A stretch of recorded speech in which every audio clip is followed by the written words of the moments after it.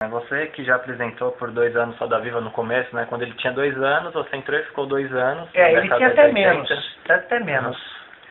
E agora volta, né, desde outubro do ano passado, 2010, como um dos entrevistadores fixos do programa, junto com o Paulo Moreira Leite e a Marília Gabriela apresentando.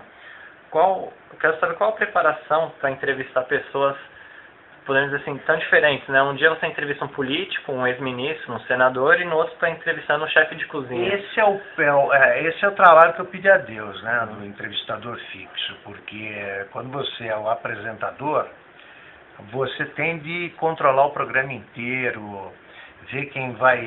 Quando eu apresentava, tinha 8 convidados, então além das perguntas dos espectadores, então você tinha de ver quem vai perguntar, como é que faz, o assunto, a resposta incompleta, etc, etc. É muito melhor você fazer em perguntas, como entrevistador fixo, porque você recebe o material de pesquisa. Eu também faço pesquisas próprias e vou pronto. Eu sei direitinho quem é o cara e o que devo perguntar. Nunca me incomodou, pelo contrário, fazer entrevistas sobre todos os assuntos, porque eu só sou repórter político pelas circunstâncias. Eu sempre gostei de outras coisas. Eu, por exemplo, na Veja, eu mudava de lugar e levava junto esportes e polícia, que eu gosto.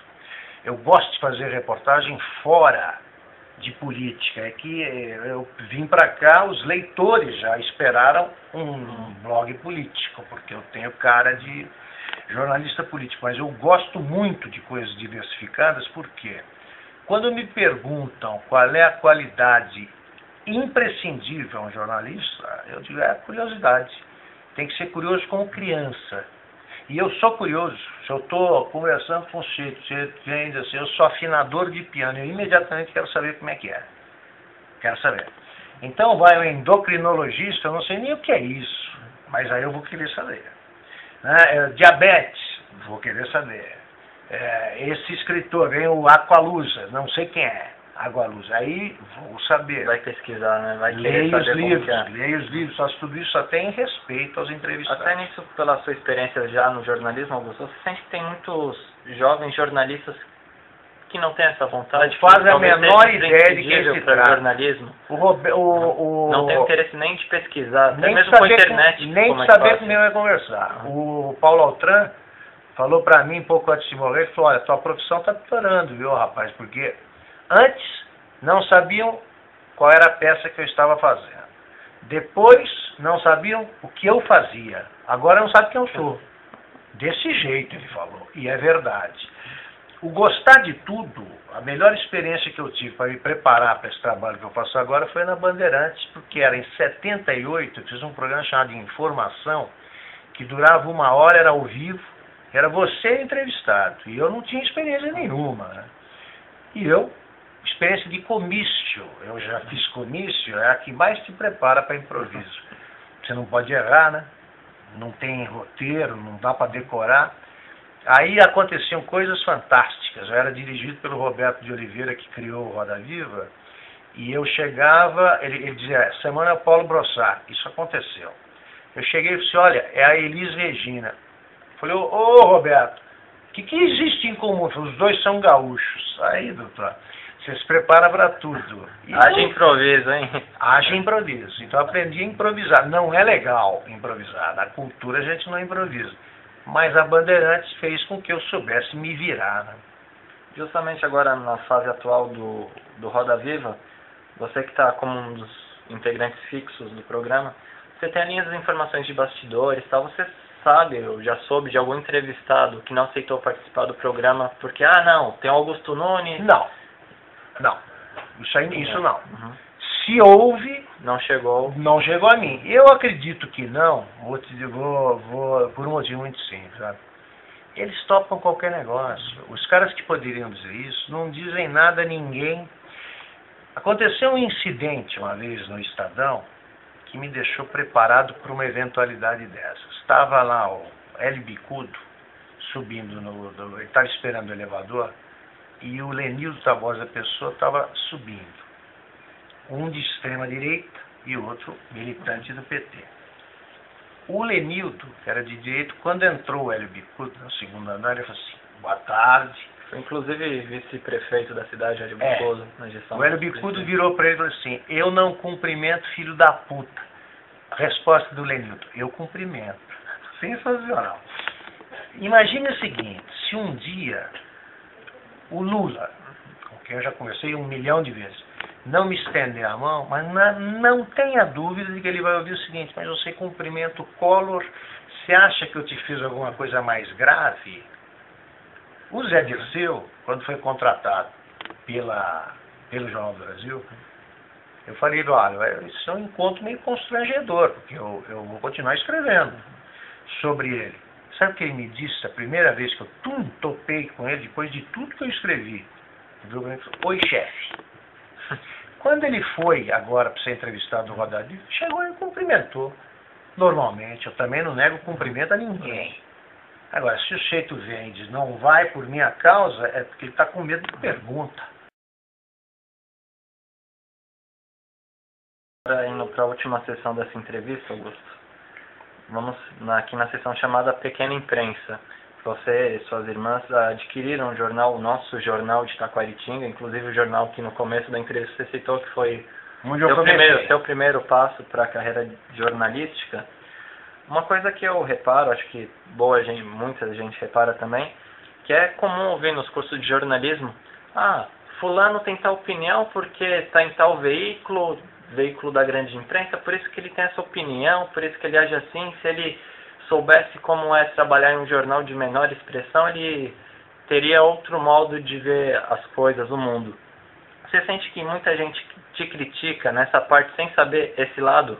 Você pode ser, o nosso jornal. O jornal de Taquaritinga, por exemplo, é a prova de que você só é independente se tiver independência financeira. O jornal se paga. A minha família, felizmente, não depende do jornal. Então, não depende de anunciante, não depende. O jornal se paga pelo que ele vende, tem uma tiragem de 2.000 exemplares, é pequeno. E ele é absolutamente independente e plural. Ele é semanal, a publicação é semanal, e você tem o colunista do PT, o colunista anti-PT, o colunista religioso, o colunista ateu, o que você quiser. Lá todo mundo está liberado para escrever. Acho que é uma boa escola e acho que é possível ser independente em qualquer lugar. A grande imprensa, toda vez que me falam: pô, mas você já não teve que se curvar a pressões dos patrões? Nunca, porque o patrão, ele procura o cara certo para fazer trabalho sujo. Tudo que aconteceu de sujeira na imprensa, teve um jornalista escrevendo. O patrão não escreve. O patrão não escreve. Alguém fez o serviço sujo. Quando você lê um editorial sacana, alguém escreveu. Nunca, eu jamais assinei alguma coisa que me constrangesse, mesmo não assinada. Quando o Dr. Júlio, eu escrevi vários editoriais, ele me pediu um editorial para o Estadão, Dr. Júlio Mesquita Neto, eu disse: Dr. Júlio, como eu não penso assim, é melhor o senhor convidar alguém que pense, porque o editorial fica mais convincente, mais consistente. Eu não acredito no que eu falo. E acho um horror aquela história que vivem contando, que fulano escreveu editorial, perguntava se era a favor ou contra Deus. O Otto Lara Rezende escreveu editorial contra um determinado tema e outro a favor. Eu acho isso o fim. Nós temos de ter uma espinha dorsal, né? Você tem de ser fiel a convicções simples, é um manual básico que você tem de ter. Tem que ser ético. Para ser ético, você precisa ser só verdadeiro ou sincero. Eu escrevo o que eu penso. E não é agora também que eu ia começar a fazer esse tipo de trabalho. E a respeito do nosso jornal, como que surgiu a ideia de adquirir Ele seria vendido ou acabaria. Então a gente comprou, a minha família comprou por motivos afetivos. Evidentemente, quando a gente comprou, como meu irmão, um dos meus irmãos era político militante, também serviria de instrumento político. Mas hoje ele não é. E a gente continua mantendo e vai manter sempre o jornal. É por razões afetivas. Eu não vou deixar acabar o jornal em que eu comecei.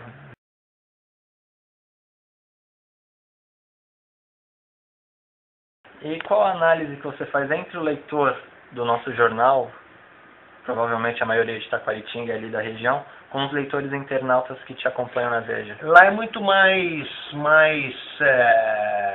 elitizado, né? Você tem os leitores de jornal do interior, são os professores, os doutores, tal. Você não tem, é difícil você ter um jornal popular no interior, porque as pessoas são semi-alfabetizadas mesmo, assim, não, a maioria. Então a gente não espera um jornal de grande alcance e tal, mas você fala para a repercussão é enorme, porque você fala para quem tem poder, né? Todo tipo de poder.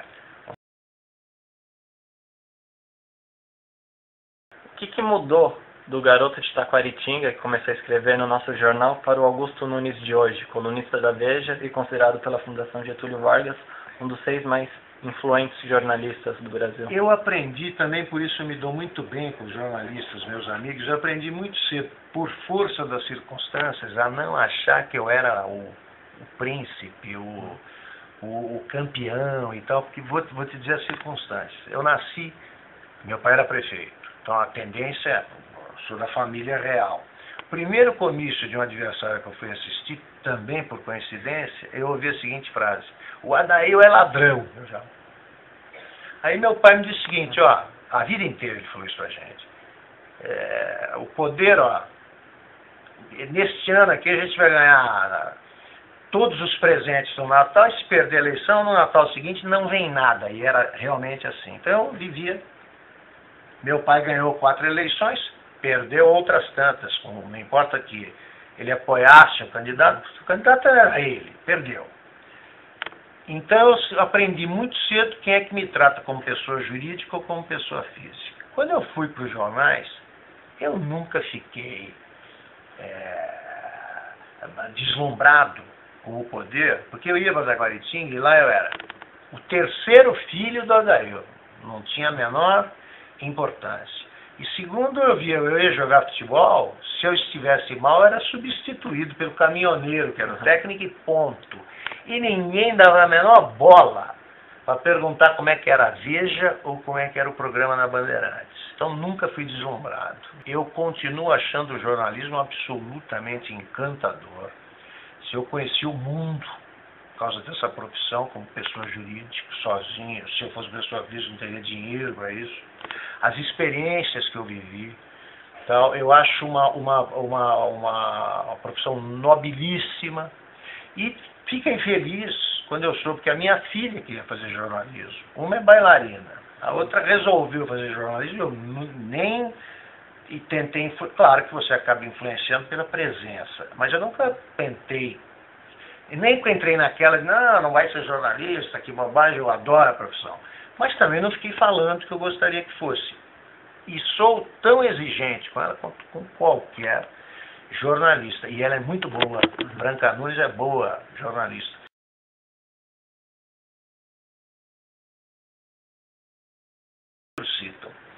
Eu acho que a minha maior qualidade é formar jornalista. É um dos meus prazeres e eu ensino mesmo. Esse rapaz que entrou aqui há pouco, o Bruno Abud, eu cheguei para a chefia do site e falei, pode levar que está pronto. Esse cara tem 24 anos. Eu falei, estou treinando há 1 ano e meio. Ele entrou para te auxiliar no... Ele entrou para ser repórter. Uhum. Ser repórter. E ele é branco, e eu mando reescrever, passo isso, eles pensam. Aí vai melhorando, como eu fazia na Veja quando era redator-chefe. Quando fica pronto, eu quero que voe. Eu nunca fui inseguro. Eu quero que o meu possa me substituir. Eu gosto da sucessão natural. Eu saí da 0 Hora e indiquei o Marcelo Reck. Saí do Estadão e indiquei o 7. Eu gosto disso, eu não tenho ciúme. Eu não tenho, e acho que tenho muita sorte. A vida foi muito generosa comigo. Então, eu não tenho nenhum motivo para ser rancoroso, nem para ser triste. Sabe? Minha vida não tem nada de trágico, felizmente. Na minha família eu tenho tanta sorte que morrem pela ordem. O mais velho, depois o outro, depois espero que continue assim. Então eu seria muito mal agradecido à vida se eu começasse a me queixar. Eu fiz tudo o que eu queria.